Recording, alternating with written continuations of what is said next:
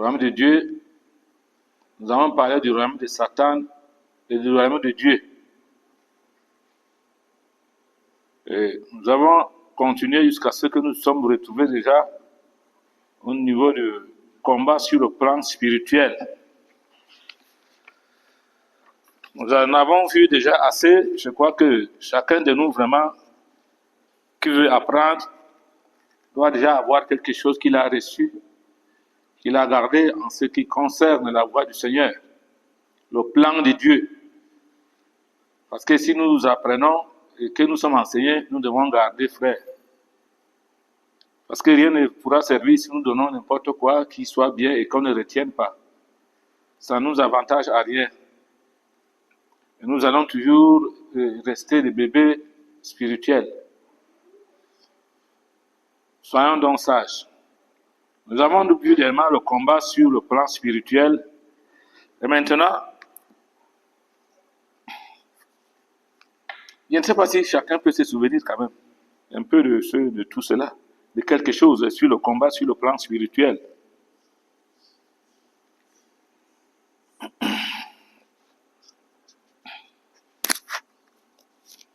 Nous avons vu comment Paul écrit, parlait et tout cela.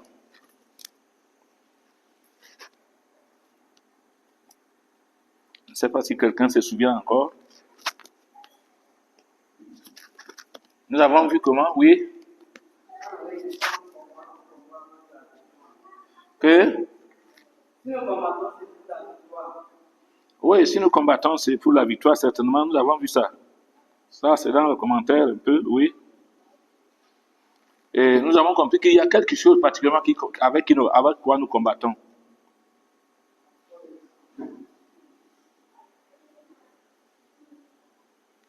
Euh, 12 et 2.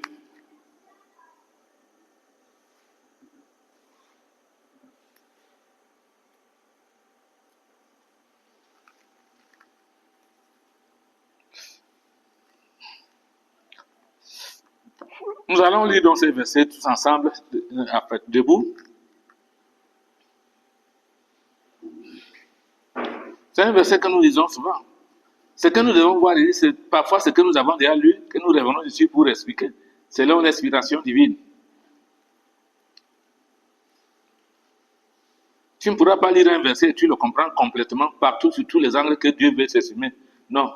Dieu inspire sur un verset biblique et que nous allons donc lire et qui va aussi nous conduire à faire le commentaire. Bien. Qu'est-ce qu'il nous dit?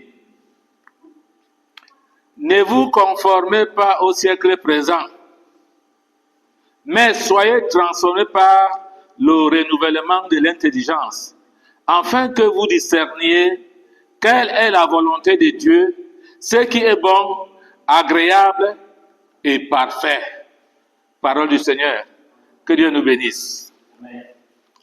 Bien, ici, quand on parle ici de que nous devons être transformés, que nous ne devons pas nous conformer à ce siècle-là où nous vivons, dans ce monde, là où nous vivons actuellement. Mais nous ne devons pas nous transformer, mais nous ne devons pas plutôt nous conformer à ce siècle. Mais nous devons nous transformer par un renouvellement, par le renouvellement de l'intelligence.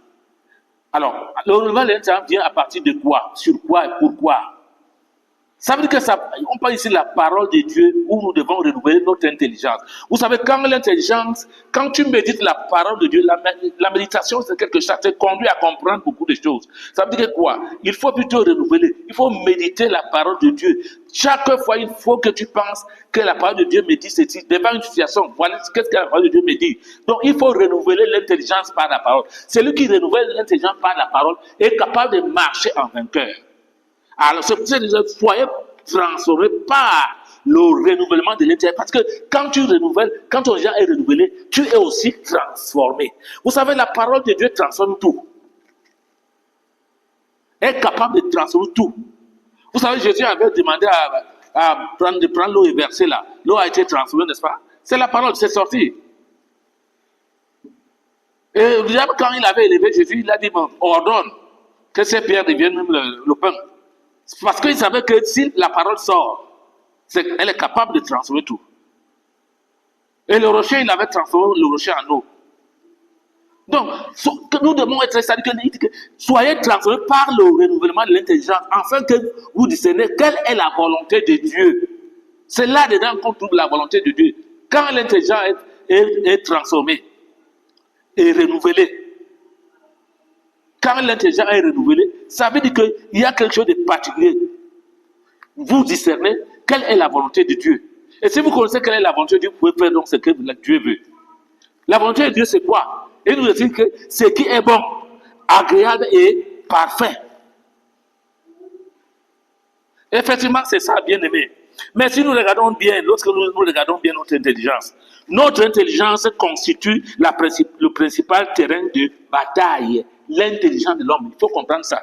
Que l'intelligence de l'homme constitue le principal terrain de bataille. Où alors Satan attaque les hommes dans leurs pensées. C'est là, dans l'intelligence, c'est là que Satan attaque les hommes dans leurs pensées. Et il le fait dans plus que tout autre domaine.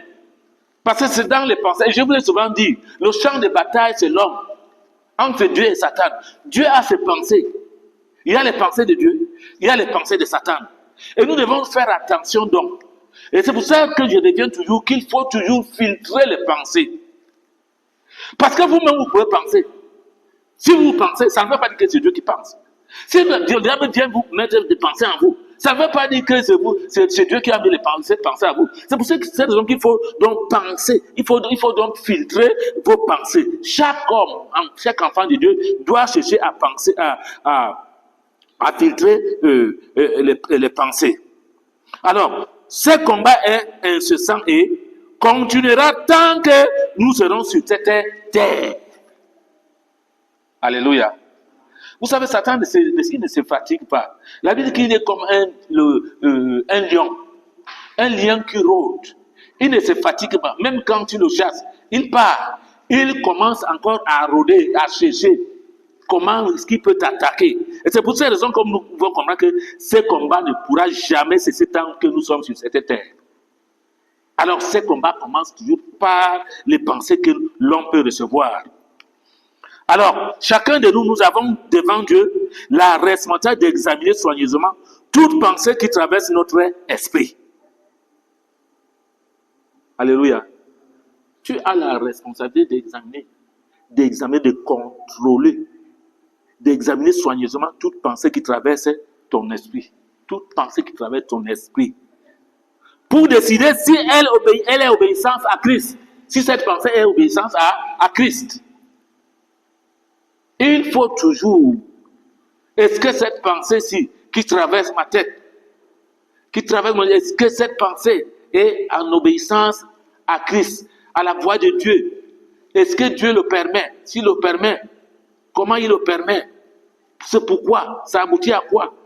Ça, un enfant, c'est lui qui veut être, qui essaye devant Dieu, doit toujours penser, doit toujours réfléchir. C'est-à-dire, quand il y a une pensée qui arrive, il doit toujours se poser la question, est-ce que celle-ci obéit à Christ? C'est ça. Ça, il faut ce qu'on appelle le renouvellement de l'intelligence. Il faut être transformé pour que tu puisses marcher donc en vainqueur, pour que tu puisses résister à Satan. Alors nous devons donc comprendre que Satan, quelque part, est quelqu'un qui peut injecter des pensées dans votre intelligence. Satan peut injecter les pensées dans votre intelligence. Et comment il peut injecter? De la même manière qu'un médecin aussi peut injecter un médicament dans notre corps, dans votre corps. Satan peut aussi injecter, c'est la même chose. Vous savez, ce qui se fait spirituellement, ça vient aussi se faire, ça produit aussi souvent physiquement. Si Satan injecte, il n'a pas besoin d'être d'abord en vous. Il peut injecter donc ses pensées étant à l'extérieur. Il n'a pas besoin de chercher à être d'abord en vous. Donc, il peut aussi injecter les pensées comme un médecin, comme un docteur injecte un médicament dans votre corps. Donc, Satan, décidément, il peut le faire ou de l'extérieur, frère. Ils peuvent le faire de l'extérieur. Donc, ne te dis pas que bon, je ne suis pas possédé, je n'ai pas un mauvais esprit en moi. Est-ce que je peux avoir de mauvaises pensées? Tu peux avoir de mauvaises pensées. Parce qu'il y a des pensées même que toi-même tu vas penser. Tu crois que tu vois bien. Tu prends l'exemple avec certaines personnes qui ont fait. Est-ce que ces personnes qui ont pensé comme ça, ils ont posé l'acte? Est-ce que c'était en harmonie avec la volonté de Dieu, de Christ? Est-ce que c'était ça? C'est là où il faut se poser des questions, frères. Faisons attention lorsque nous pouvons penser. C'est à partir des pensées que les actes sont souvent posés. C'est difficile que quelqu'un se lève comme ça, il pose un acte. Mais c'est à partir de ces pensées. Il pense. Parfois, tu t'arranges bien, tu penses que je dois alors faire telle chose. Tu prends le pied, tu marches, tu avances et tu vas poser l'acte. Et parfois, c'est quand tu poses l'acte que tu te rends compte que qu'est-ce que j'ai fait. Pourquoi? Parce que les pensées n'ont pas été filtrées, tu t'es levé, tu n'as pas réfléchi si c'est vraiment selon la volonté de Christ, à obéir à Christ, tu es parti et tu as posé cet axe-là. Donc, nous devons comprendre que Satan agit ainsi. Donc, il injecte les pensées dans votre intelligence, de la même manière que un médecin peut aussi introduire un médicament dans votre corps. Et il peut le faire de l'extérieur.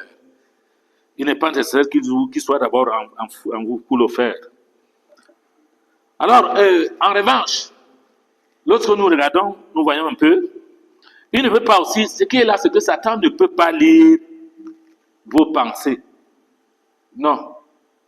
Satan ne peut pas lire vos pensées. Il peut injecter les pensées, mais il ne peut pas lire vos pensées. C'est Dieu. C'est Dieu. Et même nos intentions. Satan ne peut jamais lire les pensées d'une personne. Jamais. Il ne lit rien. Il ne voit rien. Mais Dieu lit, il connaît. Il voit les pensées. Il reconnaît que ceci, tu es en train de penser toute chose. Il sait ce que tu vas faire demain. Ce que tu penses maintenant, il connaît. Dieu le sait. Il n'y a que lui seul. Et nous allons lire un peu dans le livre de Hébreux 4:12.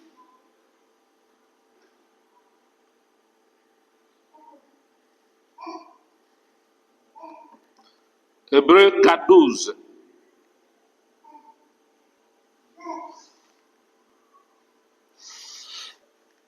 Il dit, car la parole de Dieu est vivante et efficace, plus tranchante qu'une épée quelconque à deux tranchants, pénétrante jusqu'à partager âme et esprit, jointure et moelle.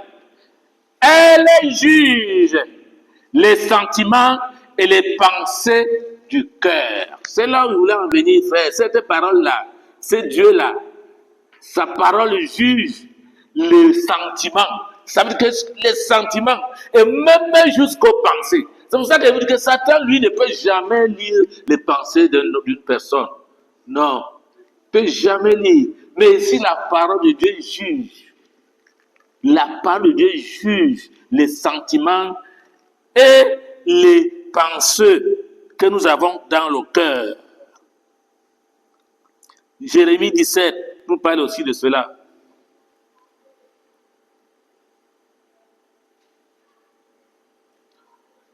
Jérémie 17.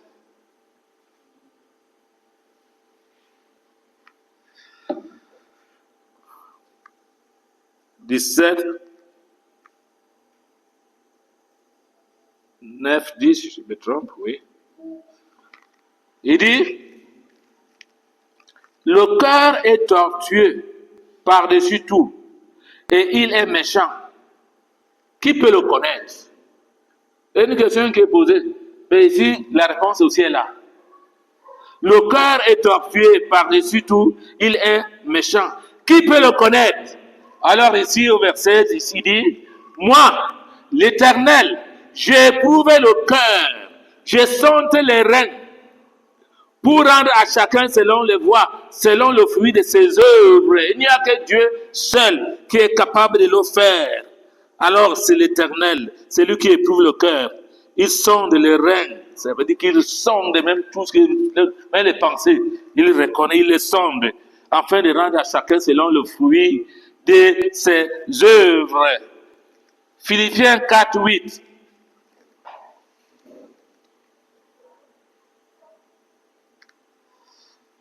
Philippiens 4:8.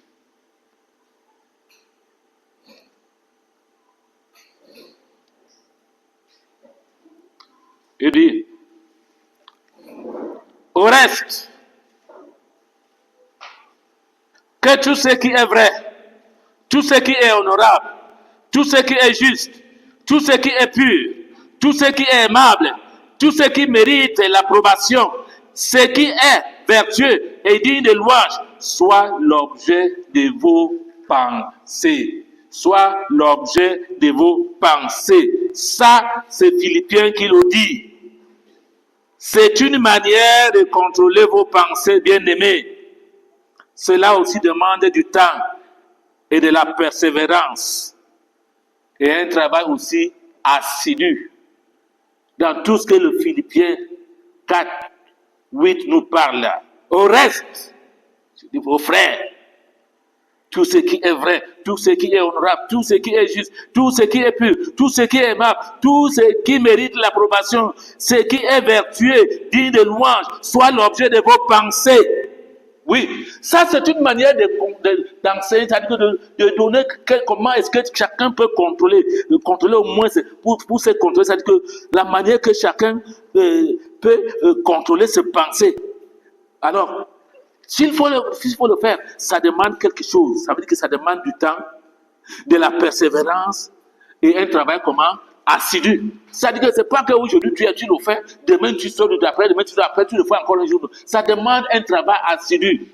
Le renouvellement de l'intelligence, pour être transformé, c'est chaque fois qu'il faut le faire. Tout le temps qu'il faut renouveler son intelligence. Vous savez, quand Paul pouvait demander toujours, faites tout, faut prier mais sans cesse, chanter, louer, à des moments favorables ou pas. Parce que même en prison, on chante partout, on chante, on loue l'Éternel. Ça veut dire que l'intelligence est renouvelée. Vous savez, quand vous faites quelque chose de ce genre, à tout moment, il y a ce qu'on appelle la transformation maintenant, parce que l'intelligence est renouvelée. Alors, le corps tout entier aussi est transformé. Ça, c'est la puissance de la parole de Dieu. C'est elle qui agit à nous. Lorsque tu vis avec elle, c'est vivre dans la parole de Dieu. Alors c'est pour ça que nous pouvons comprendre que pour être transformé, il faut le renouvellement de l'intelligence. Nous continuons à lire des versets témoins. Et si nous disons, c'est pour que nous soyons sûrs que ce que nous disons, ce que nous expliquons ici, ce que nous commentons ici, c'est bien écrit, c'est le Seigneur qui demande de le faire, selon ses voies. Nous allons encore lire dans le livre des Colossiens.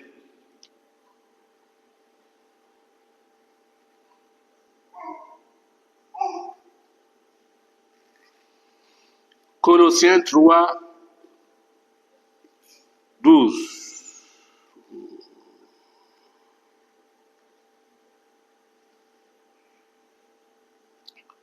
Colossiens 3, 12. Il dit, ainsi donc, comme des élus de Dieu, saints et bien-aimés, revêtez-vous d'entrailles de miséricorde, de bonté, d'humilité, de douceur, de patience.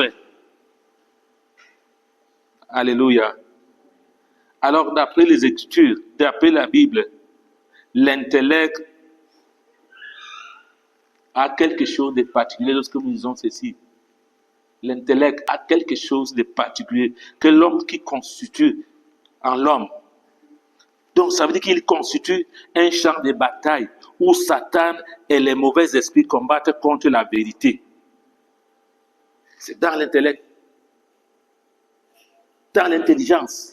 C'est là où Satan combat. Il envoie les pensées dans notre intelligence. C'est un système qu'il utilise pour affaiblir l'homme, pour lutter contre la vérité. Et par conséquent, contre le croyant. Vous savez, Satan est celui qui lutte contre la vérité. Et alors, pour lutter contre la vérité, il utilise les moyens, il utilise les pensées, il utilise les paroles. Il utilise même parfois les actes qu'il pose. Et il faut donc que l'intelligence soit renouvelée pour que l'être tout entier soit transformé et résister donc à tous les plans de Satan, à tout ce que l'ennemi peut utiliser pour affaiblir l'homme, pour affaiblir le croyant, parce qu'il affaiblit surtout le croyant. Parce que Satan lutte contre la vérité, frère. Mais il est vrai Que nous disons il n'y a pas de puissance contre la vérité, mais nous devons connaître cette vérité pour qu'il n'y ait pas de puissance contre cette vérité. David dit qu'il n'y a que pour la vérité. Mais alors, si l'intelligence n'est pas renouvelée, comment tu seras donc transformé? On a besoin que l'intelligence soit renouvelée afin que nous soyons comment? Transformés. C'est ce qu'on renouvelle qui nous transforme. C'est la parole de Dieu. Ce sont nos pensées que nous filtrons. Et la manière que le Seigneur nous enseigne à filtrer ces pensées, c'est pour résister donc à toutes sortes de pensées que le diable pourrait injecter dans notre cerveau, dans notre intelligence. Parce que le point pour c'est l'intelligence de l'homme. C'est pour cette raison qu'à un moment, tu vas comprendre que c'est l'homme, l'intelligence de l'homme qui résiste même contre la volonté de Dieu, contre même les pensées de Dieu. Alors si l'intelligence de l'homme peut résister contre les pensées de Dieu, c'est la même chose.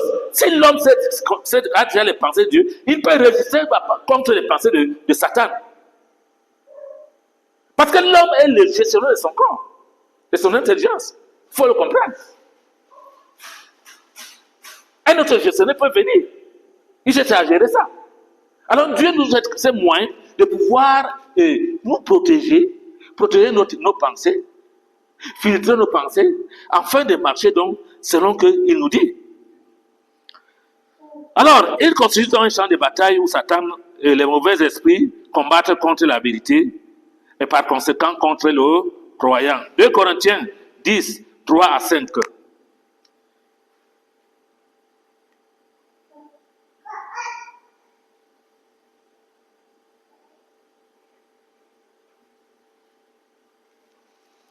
« 2 Corinthiens 10, 3 à 5. Qu'est-ce qu'il nous dit donc?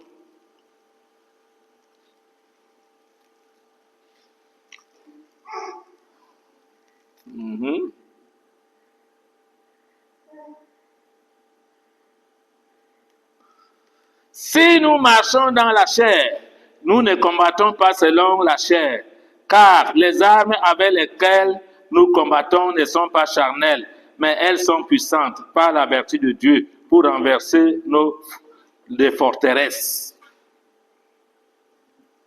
Il dit, nous renversons les raisonnements et toute hauteur qui s'élève contre la connaissance de Dieu, et nous amenons toute pensée captive à l'obéissance de Christ. Nous devons donc comprendre, bien-aimés. Oui. Nous devons donc comprendre ceci dans le livre de 2 Corinthiens 10. Il nous fait comprendre que les armes avec lesquelles nous combattons ne sont pas charnelles. Si nous marchons dans la chair, nous ne combattons pas selon la chair. Et nous connaissons tous ces versets. Nous pouvons faire plus de commentaires, mais nous avons déjà fait tant de commentaires sur ces versets. Et il nous dit donc que ce que nous recevons, nous renversons les raisonnements et toute hauteur qui s'élève contre la connaissance de Dieu et nous amenons toute la pensée captive à l'obéissance de Christ. Donc, nous renversons tout ce qui n'est pas en accord avec la parole de Dieu. 2 Corinthiens 3, 14, 15. C'est ce que j'ai lu? Non. Voilà. 2 Corinthiens 3.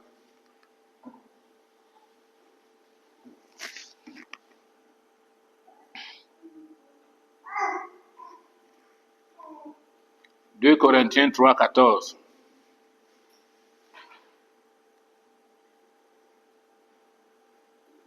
Quelqu'un peut lire? Il ne faut pas que c'est moi qui dois toujours, je lis, je fais le commentaire. Lisons aussi, hein.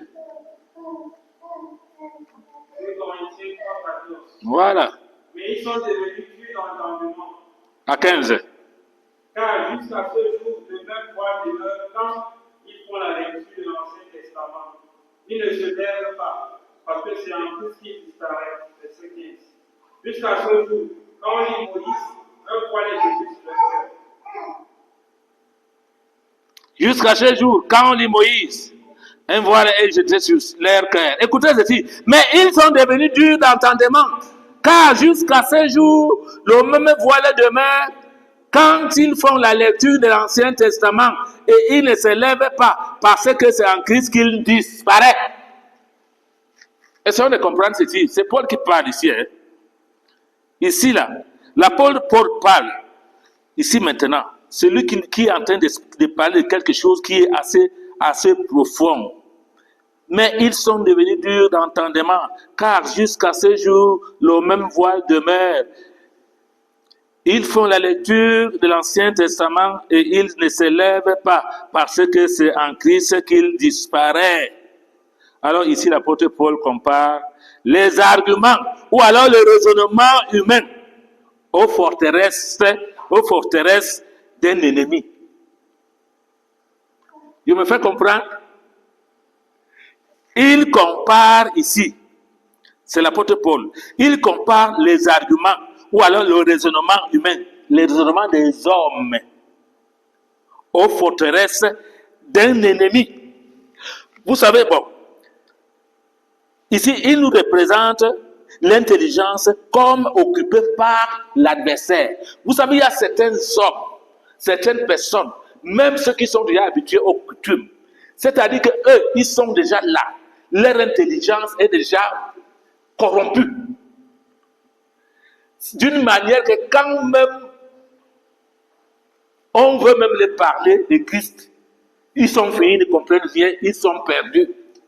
S'il faut aller même terre à terre, ils sont complètement perdus. Et c'est pour ça qu'il dit ici que l'apôtre Paul lui-même dit, il compare les arguments, là où nous avons vu là, les arguments, ces arguments, ou alors comme les raisonnements humains aux forteresses d'un ennemi. C'est-à-dire que là où l'ennemi, quand on parle des forteresses d'un ennemi, c'est-à-dire que là où il y a la résistance que l'ennemi, c'est-à-dire que c'est l'ennemi qui résistait à eux. Parce qu'ils ont déjà ça dans la tête. Vous savez, par exemple, quand on est déjà ancré dans les coutumes, nous le connaissons, nous marchons ici, même nos frères, nos parents, nos amis nous parlent de cela. Quand on est déjà ancré dans les coutumes, il y a une résistance, on parle de forteresses, il y a une résistance là, où quand tu veux parler de quelqu'un de Christ, il n'est pas d'accord. Mais quand tu lis à Moïse, ils sont là, ils croient qu'ils se retrouvent. Dès que tu arrives et tu veux déjà parler de Christ, ils sont complètement perdus. Ils sont complètement perdus. Ils ne savent même plus quoi dire. Ils ne te comprennent pas. Ils vont vous dire que vos choses là, nous ne sommes pas là-dedans. Frère, c'est ce qui est là et c'est ce qui se passe. Nous vivons ça tous les jours. Ces exemples-là. Donc il appelle ça donc les forteresses. C'est-à-dire que, alors, il représente donc l'intelligence comme occupée par l'adversaire. C'est-à-dire que l'adversaire, la tradition a occupé leur intelligence. Christ est fini. C'est-à-dire dès qu'il arrive là, c'est la fin pour Christ. C'est pour ça qu'il dit ici que ils sont devenus durs d'entendement. Car jusqu'à ce jour, le même voile demeure. Le même voile demeure. Quand ils font la lecture de l'Ancien Testament, le même voile demeure quand ils font la lecture de l'Ancien Testament. Et ils ne se lèvent pas parce que c'est en Christ qu'ils disparaissent. Ils ne sont plus là en Christ. Ils ont disparu. Parce que leur intelligence est déjà comment? Occupée. Occupée par qui? Par l'adversaire. C'est l'adversaire. C'est occupé par l'adversaire. Alors, il termine par la mention de nombreuses pensées rebelles qui sont cantonnées dans ces forteresses. Donc, il termine donc comme ça dans des mentions, dans de nombreuses pensées rebelles qui sont où? Cantonnés dans cette forteresse, dans ces résistances-là.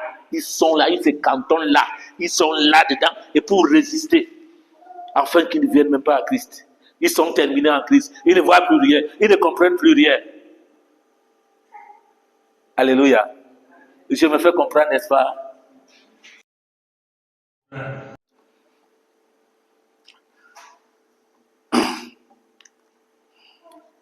Alors, lorsque l'homme a son intelligence solidement et tenu par Satan, il devient dur d'entendement. Quand l'homme a son intelligence solidement tenue par Satan, il devient comment? Dur d'entendement.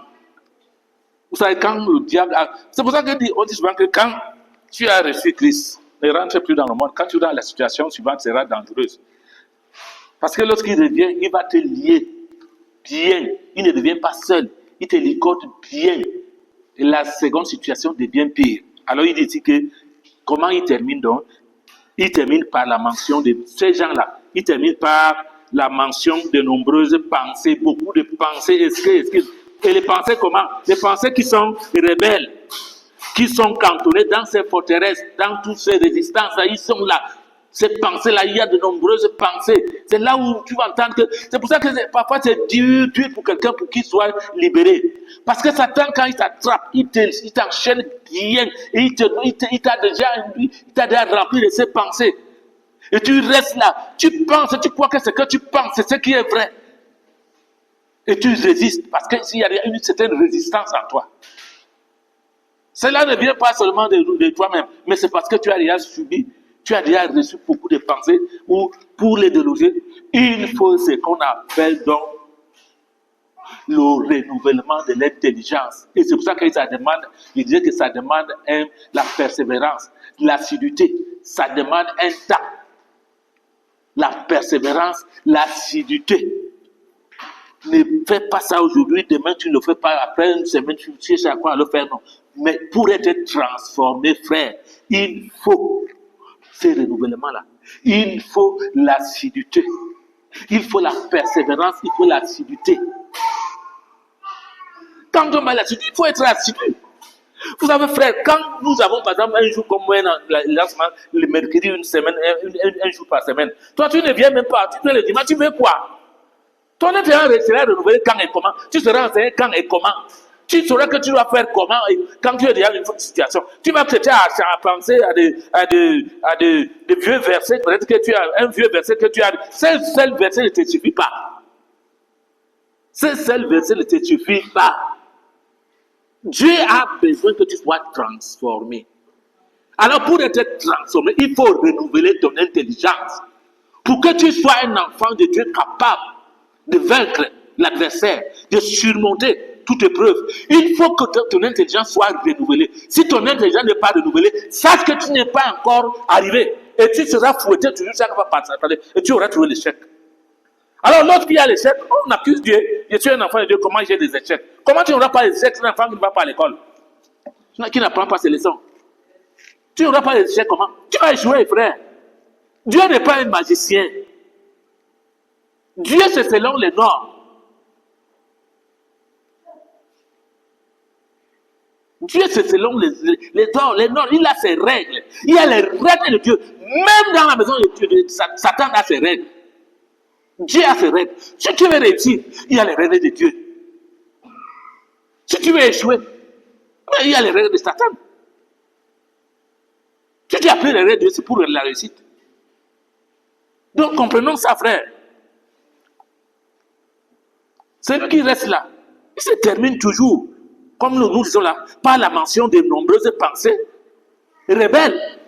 Vous savez, à un moment, quand tu accuses même quelqu'un, tu parles la parole, à un moment, il devient plus rebelle. Quand il devient encore plus rebelle, il devient même plus rebelle. Pourquoi? Parce qu'il y a déjà en lui une résistance. On appelle ça les forteresses.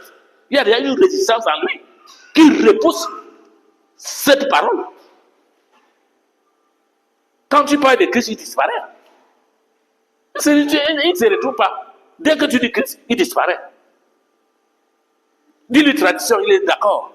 Tous les jours, je vais aller au village. Il m'a fait le sacrifice. Tout le moment, quand ça ne va pas, je cours. Et c'est pour ça que vous allez voir ces gens. Ils défilent.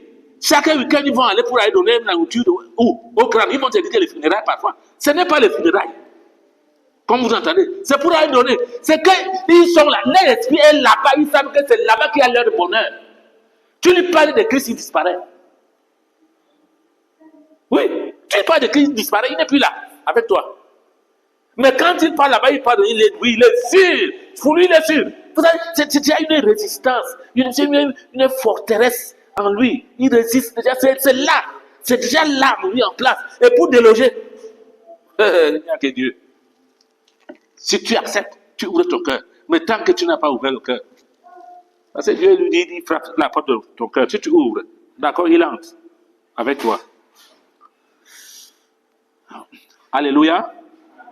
Nous devons donc comprendre qu'il y a certaines choses que nous posons comme des actes ou alors certaines pensées qui viennent et qui demeurent en nous, qui ne sont pas avantageuses pour nous, qui nous amènent plutôt à la dérive. Nous devons donc comprendre qu'est-ce que nous devons donc faire, qu'est-ce que nous devons poser comme acte. Nous allons lire dans le livre de... D'abord, le livre de Corinthiens, là où nous étions. 2 Corinthiens, toujours 3.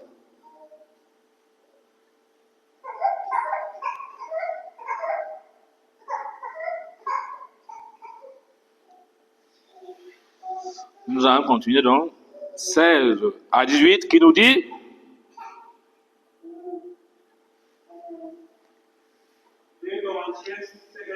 2 Corinthiens 3, 16 à 18. oui. Mais lorsque les cœurs se convertissent au Seigneur, nous croyons aussi. Or, le Seigneur, c'est l'Esprit. Et là où est l'Esprit du Seigneur, là est la liberté. Verset 18. Oui. Nous tous qui, le visage découvert, contemplons comme dans un miroir la gloire du Seigneur. Nous sommes transformés en la même image, de gloire en gloire, comme par le Seigneur. L'Esprit. Alléluia. Écoutez donc, qu'est-ce qu'il faut? Voilà ça donc. Il n'y a que le Seigneur, mes amis, mes frères. Il nous dit, mais lorsque le cœur se convertisse au Seigneur, le voile est ôté. Le voile est ôté. Parce que quand on parle de Moïse, ils sont là. Et quand on arrive à Christ, ils disparaissent. Mais il y a une condition, il dit, lorsque le cœur se convertisse, le cœur doit se convertir. Et si le cœur est converti au Seigneur, le voile est ôté. Or, le Seigneur, c'est l'Esprit. Et là où est l'Esprit, le Seigneur, du Seigneur, là est la liberté. Nous allons donc comprendre que quand on dit, là où il y a l'Esprit du Seigneur, il y a la liberté. C'est comment donc? Ça veut dire que c'est un jour où ces gens-là se trouvent. C'est-à-dire qu'ils sont obligés à faire, parce qu'ils sont obligés à faire soit des sacrifices, soit des dons qui partent donner à des gens qui sont morts. Et ces gens-là ne vivaient plus. Il n'y a personne qui prend rien. Quelqu'un qui est mort n'a jamais venu dire que j'ai faim. Si quelqu'un vient te dire qu'il a faim, il dit qu'il est mort, il dit que tu mens. Les morts, vous voyez ce qui est sous le soleil. Il n'y a rien. Ils n'ont plus soif, ils n'ont plus faim. Ils sont partis. Leur mémoire est oubliée. Sous le soleil, il n'y a rien. Alléluia. Je me fais comprendre, mes frères. Il dit que, or, le Seigneur c'est l'Esprit, et là où l'Esprit du Seigneur est, là est aussi la liberté. Il dit, je vous rends, il vous donne la liberté. Le Seigneur vient, il vous libère. Vous n'avez plus à aller faire des sacrifices de part et d'autre, consulter ou ceci, cela. Non, il vous donne la liberté et vous-même, il lui-même vous parle. Quand il y a un cas, il vous parle. Quand il y a un problème, il vous avertit. Quand il y a la besoin, il vous le fait. Et vous êtes libre. C'est ça la parole de Dieu.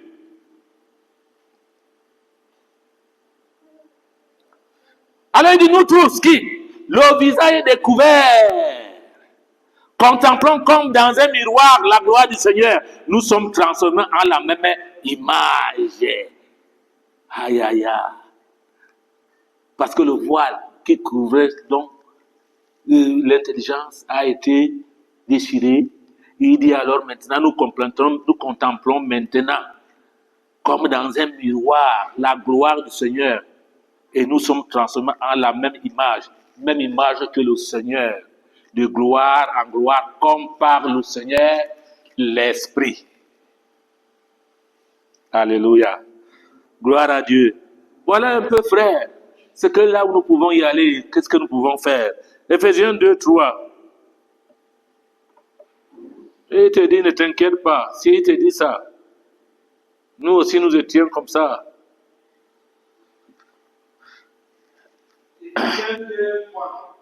Nous tous aussi, nous étions de leur nombre. Et nous vivions autrefois selon les convoitises de notre chair, accomplissant les volontés de la chair et de nos pensées.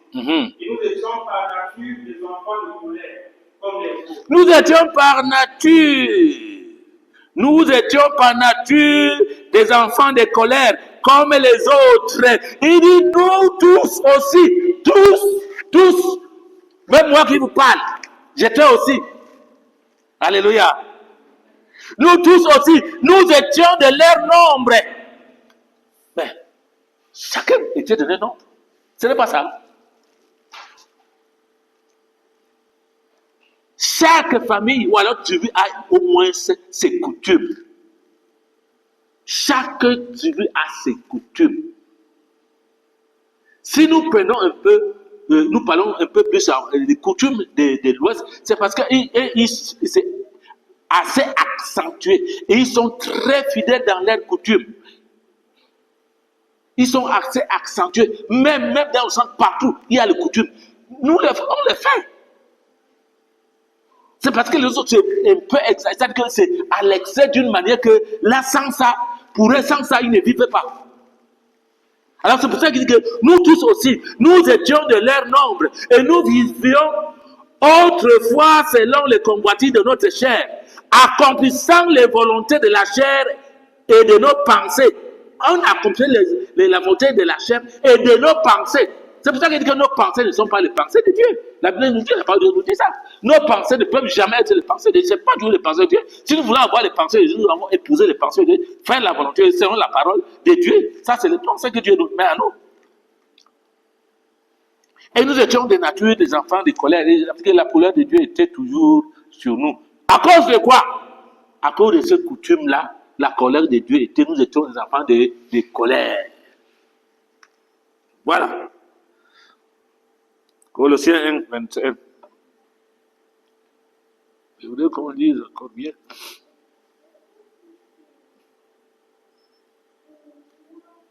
Colossiens 1, 21. Et vous, qui étiez autrefois étrangers et ennemis par vos pensées et par vos mauvaises œuvres, il vous a maintenant réconciliés. Ce n'est pas fini. Par sa mort dans le corps de sa chair. Amen. Amen. Et dis-toi là, tu étais autrefois étranger et ennemi par tes pensées. Parce que tu ne pensais pas bien, comme Dieu. Et votre manière de faire, de pratiquer. Et maintenant, il t'a réconcilié. Il s'est réconcilié. Tu t'es réconcilié avec lui par sa mort, dans le corps de sa chair. Tu t'es réconcilié avec lui par la mort, dans le corps de sa chair. C'est pour ça que quand tu entends, si on parle du baptême, c'est là, tu es mort avec Christ, tu as été enterré et tu es ressuscité avec lui. Et la Bible dit que tu vis en nouveauté de vie. C'est celui qui s'est identifié, c'est celui-là.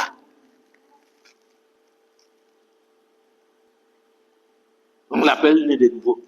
Les gens n'aiment pas entendre ça, parce qu'ils ne comprennent rien. Ils disparaissent en Christ.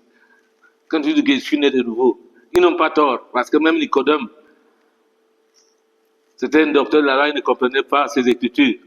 Quand Jésus pouvait lui dire qu'il faut naître de nouveau, il disait qu'il faut que j'entre, je deviens petit, j'entre dans le ventre de ma mère pour ressortir. Non, ce n'était pas ça la parole de Dieu. Il lui dit qu'il faut que tu naisses d'eau et d'esprit.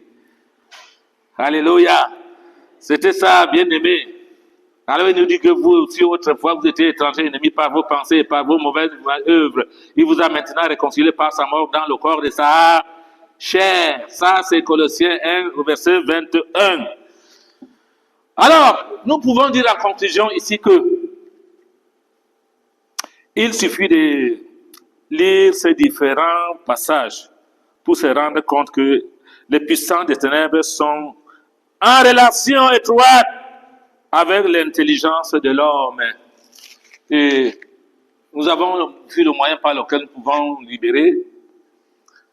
Alors, cette intelligence est susceptible d'être attaquée par Satan. Il faut que tu retiennes ça. Je dis, hein? Il suffit de lire ces différents passages pour se rendre compte que les puissants des ténèbres sont en relation étroite avec l'intelligence de l'homme. Les puissants des ténèbres sont en relation étroite avec l'intelligence de l'homme. Oui. Il faut savoir, il faut connaître ça. Et si tu sais déjà, tu peux prendre certaines dispositions comme nous avons lu là. Et deuxièmement, il dit, cette intelligence est susceptible d'être attaquée par Satan. L'intelligence est susceptible d'être attaquée par Satan. Satan attaque. C'est pour ça qu'avec notre intelligence, nous ne pouvons rien faire. Nous ne pouvons pas résister. L'homme simple là ne peut pas résister à Satan. C'est pour cette raison que Dieu, Jésus vous dit, je vous enverrai une puissance survenante sur vous et vous serez mes témoins. Sans cette puissance, pas de témoins. Personne ne pouvait être capable d'être témoin. La preuve en est que Pierre l'avait régné. Tant que le Saint-Esprit n'était pas là. Il avait régné 3 fois, non? Mais quand l'Esprit est revenu, c'est le saint même Pierre qui est revenu, qui voulait dire à ses frères, c'est Jésus là, c'est lui que vous avez crucifié là. C'est lui qui est la pierre. Vous avez hérité. Il est dit, répandez-vous maintenant. Et quand ses frères ont peur, il dit que frère, Pierre, qu'est-ce que nous allons faire maintenant? Pierre il dit, répandez-vous. Et que chacun de vous soit baptisé au nom du Seigneur Jésus. Et vous recevrez le pardon de vos péchés. Oui, c'est cette puissance-là. C'est pour ça que l'homme, c'est un peu comme ça. Non. Ça avait l'Esprit de Dieu qu'on combat. Le Saint-Esprit. L'Esprit que Dieu nous donne. Il donne à l'homme. L'homme a d'abord son esprit. Il y a l'Esprit humain et l'Esprit de Dieu. Et l'Esprit de Satan aussi. Mais Dieu donne son esprit pour combattre. Il dit, vous recevrez une puissance survenant sur vous. Et c'est ça. À partir du discernement que nous pouvons avoir par cet esprit, que nous pouvons aussi combattre les pensées. Chasser les pensées, sans purifier. C'est-à-dire que filtrer les pensées que nous pouvons recevoir dans notre intelligence, notre intellect. Bien. Bon. Suivant. Mais il y a un fait essentiel de ne jamais oublier. Il y a quelque chose qu'il ne faut pas oublier pour l'homme.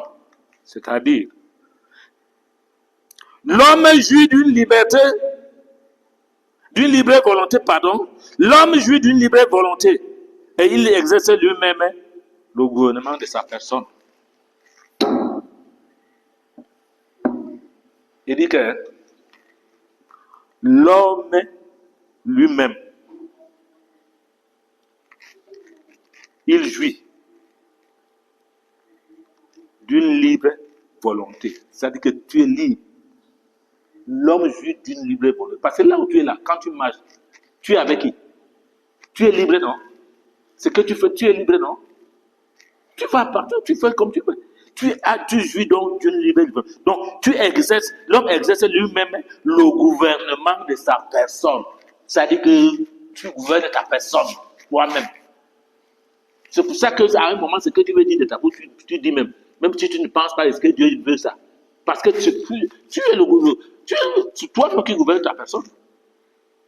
Tu gouvernes ta personne.